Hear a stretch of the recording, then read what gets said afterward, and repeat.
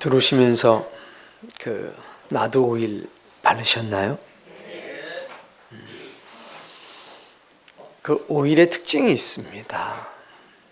처음 이렇게 오일을 바르게 되면 뭐가 이렇게 독하지? 이 생각 혹시 들지 않으셨습니까? 근데 조금 지나면 이 향기 어디로 갔지? 오일의 특징은요, 스며드는 겁니다. 피부에 스며들어요.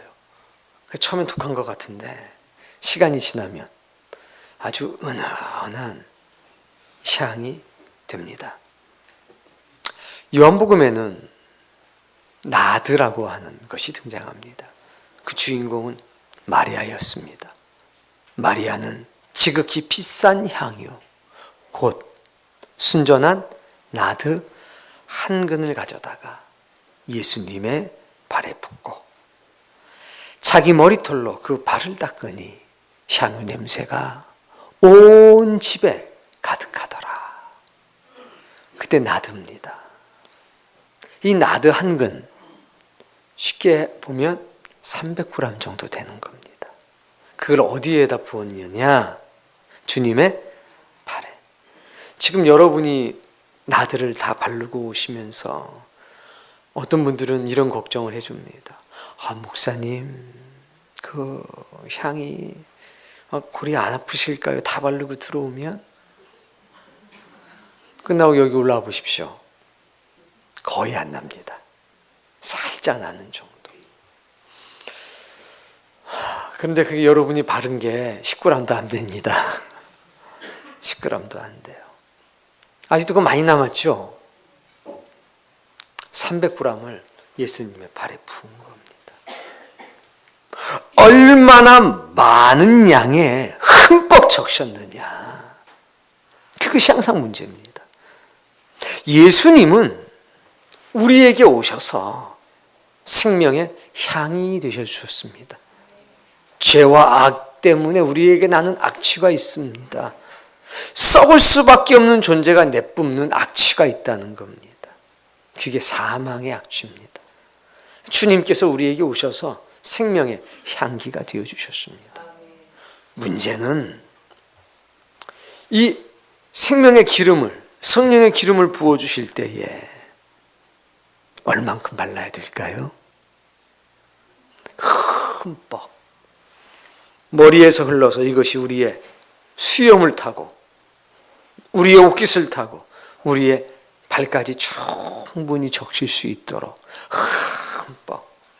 그래서 우리가 말할 때마다, 우리가 숨 쉴 때마다, 우리가 생각할 때마다 우리의 생각 속에, 우리의 말 속에, 우리의 행동 하나하나에 생명의 향기가 풍성하게, 아주 풍성하게 나와야 되겠습니다.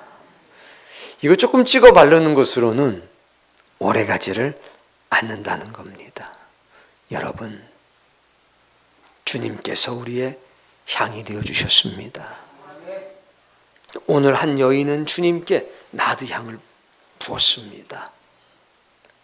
이제 제가 주님의 향기가 되겠다는 얘기입니다.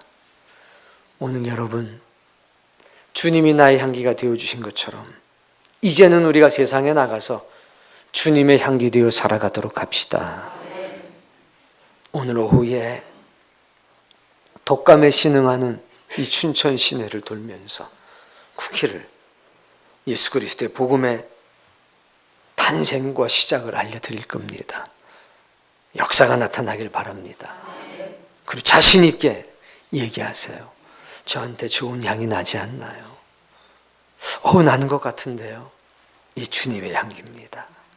이렇게 자신 있게 선포하는 하루가 되길 바랍니다. 나가실 때 또 바르고 나가세요. 오래 다 써버리십시다, 저거를. 두 번째는 거룩이라고 하는 말입니다. 우리 왠지 거룩 그러면 좋으면서도 부담스럽습니다. 그 이유는 하나님은 거룩하신 게 분명한데 나는 거룩하다고 하기엔 그렇단 얘기죠. 거룩이라고 하는 말은 구별되다라는 뜻이 있습니다. 따라해보세요. 하나님의 것으로 구별되는 것. 그게 뭐냐면 거룩입니다. 진리로 우리를 거룩하게 하옵소서.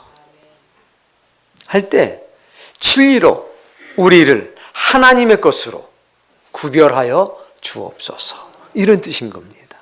그러니까 우리는 거룩이라고 하는 말을 쓰는 데에 주저함이 없어야 되겠습니다. 거룩하게 됐다고 해서 스스로 달라지는 것은 일단 전혀 없습니다. 하나님의 것이 되는 순간 거룩해지는 겁니다. 똑같은 컵인데 이 컵이 성막에 들어가서 하나님의 것이 되는 순간 뭐가 되냐? 성스러운 잔, 성잔이 되는 겁니다. 달라진 게 있나요? 달라진 건 오직 하나. 여기에 피를, 여기에 기름을, 관유를 붓습니다. 통과 의례입니다. 그것으로 이것은 거룩한 잔이 되는 겁니다. 사랑하는 성도님, 우리도 마찬가지입니다. 하나님께서 우리에게 기름 부으시는 순간, 예수 그리스도의 보혈이 우리의 영혼에 닿는 순간, 사실 우린 그대로입니다. 성질 내는 것도 똑같고요. 낙심하고 삐지는 것도 똑같습니다. 그런데 그때부터 뭐가 되느냐? 거룩한 사람이 되는 겁니다. 하나님의 것으로 구별된 존재. 이런 도구와 사람이 다른 건 하나 있습니다. 거룩하게 구별된 뒤로 따라해보세요. 서서히 구별된 값어치를 하기에 됩니다. 이게 은혜입니다. 값어치에 맞게 살게 하시는 건 말입니다. 그래서 거룩하게 구별됐다고 당장에 달라지는 것은 있다 없다? 없다. 나에게는 없다. 단지 나를 거룩하게 구별하셔서 하나님이 사용하시기 때문에 거룩하다고 하는 것이다. 내가 은혜를 점점 받아가면서 거룩한 값어치에 맞게 생각하기 시작하고 말하기 시작하고 행동하기 시작할 때 사람들이 뭐라고 그러느냐? 거듭난 나비요. 거듭난 나비요. 예수님의 향기가 나네. 이렇게 말하는 겁니다. 그러니 나는 뭐 이게 지금 정말 내가 아닙니다. 하나님이 구별하셨습니다. 하나님의 것이 되었다면 지금부터 여러분은 거룩한 사람입니다. 내가 잘나서 스스로가 뭔가 달라지고 변화돼서 아닙니다. 하나님께서 구별하셨기 때문입니다. 이걸 꼭 믿기를 바랍니다. 저를 한번 따라해 보세요. 집사님, 거룩한 자가 되셨습니다. 이거 남한테 좀 하기 쑥스러우니까요. 자기 이름 넣어서 한번 해보세요. 시작. 네. 예배 끝나고 용기 있는 분들은 옆에 사람들한테도 하세요. 저도 누구한테 하려고 그러면 굉장히 쑥스러워요. 여러분은 거룩한 자가 되었습니다. 자, 그래서 오늘 구유가 나오는데 뭐 어르신들은 다 구유 보셨을 겁니다. 그런데 우리 젊은 친구들은 구유를 못 봤을 겁니다. 작년, 재작년에 한번 봤을 텐데 또 그 사이에 깜빡했을 겁니다. 보겠습니다. 구유는 두 종류가 있습니다. 하나는 나무로 만든 구유, 또 다른 하나는 돌로 만든 구유입니다. 둘 다 특징이 있습니다. 나무로 만든 거는 나무를 팝니다. 돌로 만든 것은 돌로 팝니까? 정으로 쫍니다. 그래서 보면 저 안쪽에 저게 정으로 쫀 자국들입니다. 돌구유, 나무구유. 오늘 성경 속에 나오는 구유는 나귀의 구유입니다. 성탄은 흔히 사랑이라고 말합니다. 우리를 창조하신 하나님께서 이 세상에 살고 있는 피조물을 향한 당신의 사랑을 확증한 사건입니다. 이 하나님의 사랑은 우리에게 찾아와서 우리를 거룩하게 변화시키십니다. 오늘 하나님께서는 두 가지의 거룩한 변화를 저와 여러분에게 보여주십니다. 그 첫 번째는 구유의 거룩한 변화입니다. 구유가 거룩하게 변화됐다고 해서 모양이 달라지지는 않습니다. 누가 쓰시는 겁니까? 그때부터 하나님이 쓰시는 겁니다. 그때부터 하나님의 것이 되는 겁니다. 구유의 거룩한 변화. 당나귀 구유는 나귀가 먹을 양식을 담고 있습니다. 구유는 생존에 필요한 것을 담고 있는 돌그릇 혹은 나무로 만든 나무 그릇에 불과합니다. 아무도 냄새나는 구유를 귀하게 여기지 않습니다.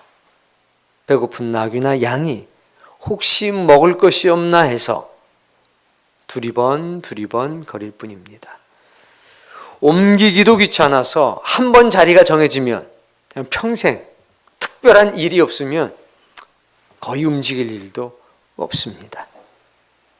그러나 지금 아기 예수님이 누우신 바로 지금 그 구유는 어떻게 되었습니까? 거룩한 분을 담고 있는 신성한 태가 되었습니다. 영원한 생명을 담은 하늘의 보좌가 되었습니다. 생명의 떡을 담은 신성한 그릇이 되었습니다. 그러나 그 전에 한 일이 있습니다. 원래 있던 양식은 어떻게 했을까요? 비웠습니다. 비우니 그 자리에 주님이 담기신 겁니다. 어찌 보면 인생은 나귀 위의 구유와 같습니다. 사람은 자신의 삶에 필요한 것을 가득 담고 삽니다. 필요해서 이것도 담고 저것도 담습니다. 담을 수만 있다면 뭐든지 어떻게 해서든지 담습니다. 근데 담겨진 것을 가만히 천천히 살펴보면 신성하지 않은 것들로 가득합니다. 어찌 보면 인생은 생존에 필요한 것만 가득 담고 사는 돌그릇과 같습니다. 이미 말라 죽어버린 나무 그릇에 불과한 것이 인생 같습니다. 생존에 필요한 것을 아무리 가득 채워도 돌구유는 이미 죽은 그릇입니다. 나무 구유는 이미 생명을 잃어버린, 말라버린 죽은 나무에 불과합니다. 아무리 담아도 살 수 없는 존재. 생존하기 위해 먹지만 서서히 죽음에 이를 수밖에 없는 존재. 인생은 아무리 봐도 나귀의 구유와 닮았습니다. 아기 예수님을 담고 있는 구유는 오늘 예배하는 우리에게 이렇게 말합니다. 목의 사람들아, 아기 예수님을 자신의 인생에 담아라. 자신의 것을 쏟아버리고 하늘의 신성한 것을 담아라. 환하게 웃으면서 말한 것 같습니다. 이미 죽어버린 나무 그릇에 예수님께서 담기시면 딱딱하게 굳어버린 돌 그릇에 하늘의 생명이 담기면 어떻게 됩니까? 거룩한 생명, 영원한 생명을 담은 신성한 그릇이 됩니다. 천한 구유가 거룩한 분을 담고 신성한 태가 되었습니다.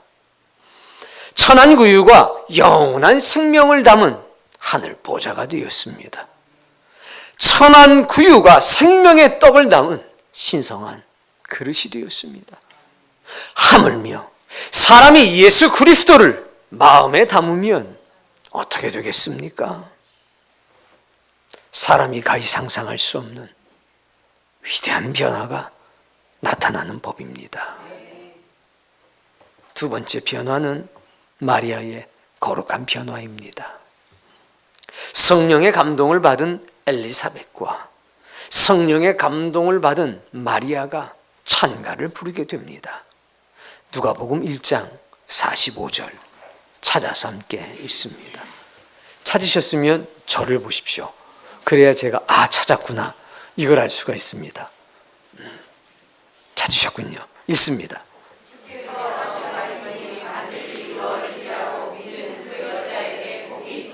아멘. 이 엘리사벳과 마리아가 만났습니다. 엘리사벳은 아이를 낳을 수 없는 여인으로 낙인이 찍혔습니다. 그 엘리사벳을 마리아가 찾아갔습니다. 그랬더니 엘리사벳이 하는 겁니다. 이모입니다. 이모가 하는 말이 주께서 하신 말씀이 반드시 이루어지라고 믿은 그 여자는 복이 있다. 마리아가 믿은 것은 무엇입니까? 바로 이겁니다. 그 전에 누가 복이 있다고 그랬습니까? 주께서 하신 말씀이 반드시 이루어진다고 믿은 사람은 복이 있다. 오늘 여러분도 믿으려고 하는 사람 되지 마시고 믿은 사람이 되십시오. 하나님의 말씀은 반드시 이루어진다. 믿은 사람이 되면 복 받습니다. 34절부터 이런 일이 있었습니다. 마리아가 천사에게 말하되 있습니다. 가브리엘 천사가 찾아와서 마리아에게 말했습니다. 지금 그 큰 이의 능력이 너를 덮으시리니 내가 날 아들이 있을 것이라. 그의 이름을 임마누엘이라고 하라. 깜짝 놀랍니다. 난 남자를 알지 못하는데 제가 어떻게 아이를 낳습니까? 35절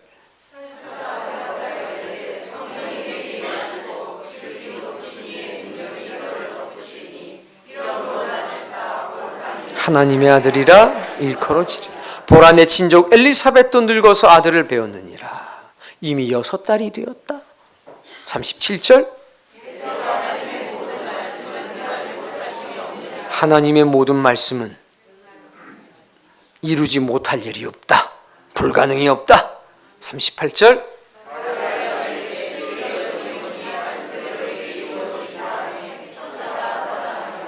마리아는 작은 계집 아이에 불과했습니다. 그러나 이렇게 고백합니다. 주의 여종이오니 말씀하신 대로 내게 이루어질 겁니다. 이런 사람은 복이 있다는 겁니다. 여러분, 이 믿음 갖기를 바랍니다. 오늘 여러분에게도 이 놀라운 고백이 있기를 바랍니다. 46절에 있는 마리아의 찬가를 보겠습니다. 46절 47절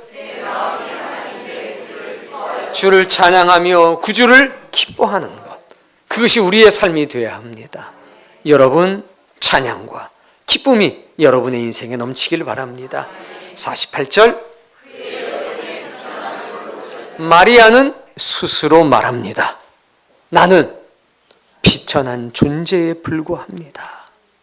그런데 다음에 반전이 나타납니다. 보라,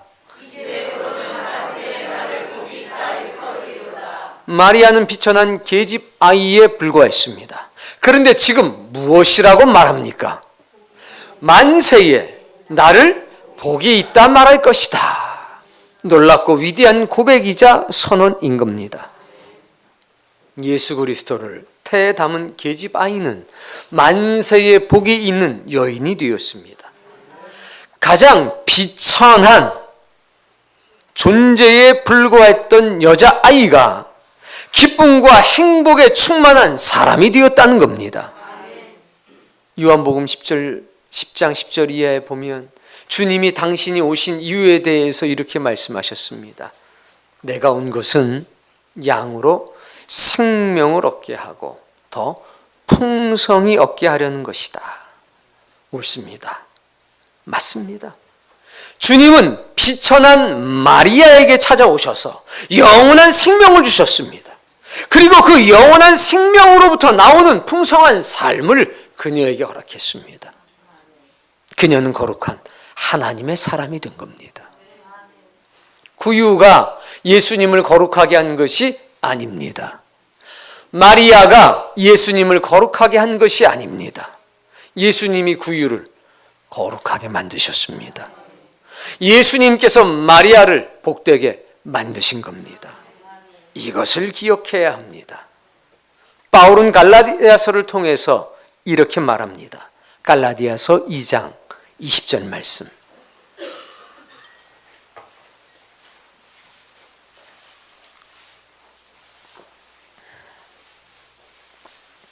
네, 있습니다.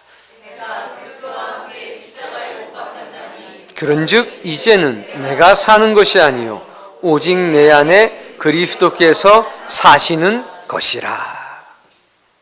그런즉 이제는 내가 사는 것이 아니요 오직 내 안에 그리스도께서 사시는 것이라.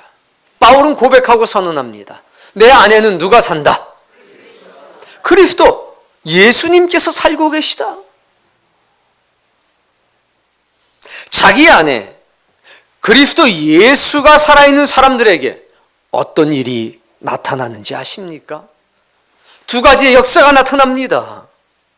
그 두 가지의 역사에 대해서 성경은 이렇게 증언하고 있습니다. 따라해 볼까요?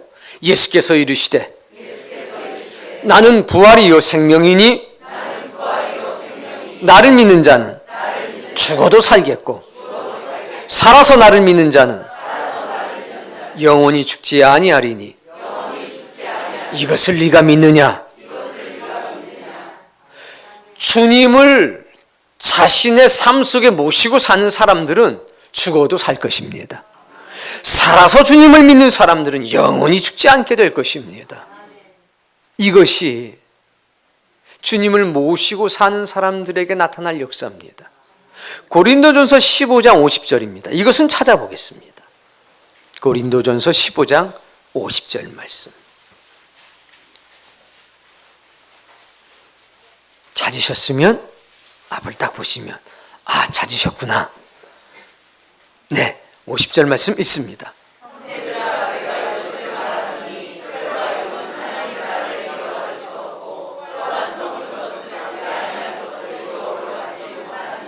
이렇기 때문에 변화가 필요한 겁니다. 바울은 두 가지를 말하고 있습니다. 동일한 거지만 혈과 육은 하나님 나라를 유업으로 받을 수 없다. 그러니까 육체는 하나님의 나라를 유업으로 받을 수 없다. 이겁니다. 그리고 또 말합니다. 썩는 것은 썩지 아니하는 것을 유업으로 받을 수가 없다. 우리는 썩을 사람들입니다. 우리는 죽을 존재들이란 겁니다. 하나님의 나라는 영원한 것입니다. 어떻게 유한한 게 영원한 것을 소유할 수 있겠냐는 겁니다. 그래서 필요한 게 뭡니까? 변화입니다. 변화. 그래서 51절 이하에는 변화의 역사가 나타납니다. 그런데 이 변화의 역사가 나타날 때에 누가 그 변화에 벅찬 감격을 누릴 수가 있는가? 내 안에 예수 그리스도를 모시고 사는 사람들, 그 사람만이 그 벅찬 변화의 감격을 누릴 수 있다는 겁니다. 51절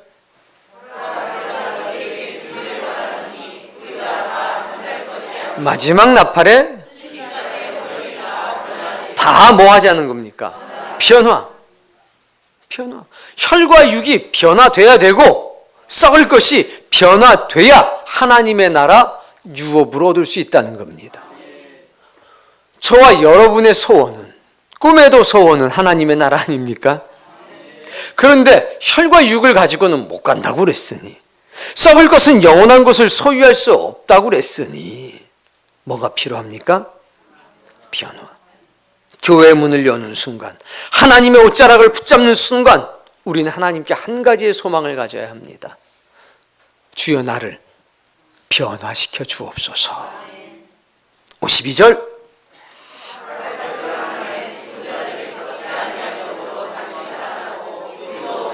죽은 자들은 썩지 아니할 것으로 다시 살아나고 살아있는 우리도 변화할 것이라.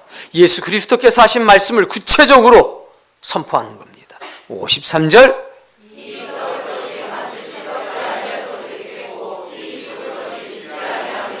아멘. 바로 이런 일이 일어나는 겁니다.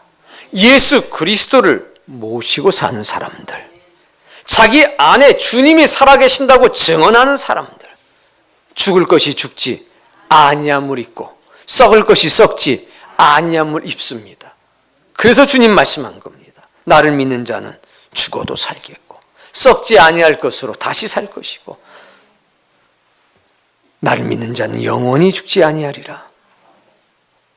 뭘 입혀주시기 때문이냐? 썩지 아니함을 입혀주시고 죽지 아니함을 입혀주시기 때문입니다.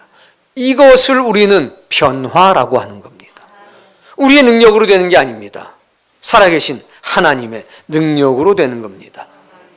성탄절 구유는 속된 것이 거룩한 것으로 변화되는 신성한 과정을 우리에게 보여주고 있습니다. 아주 단순합니다. 간단합니다.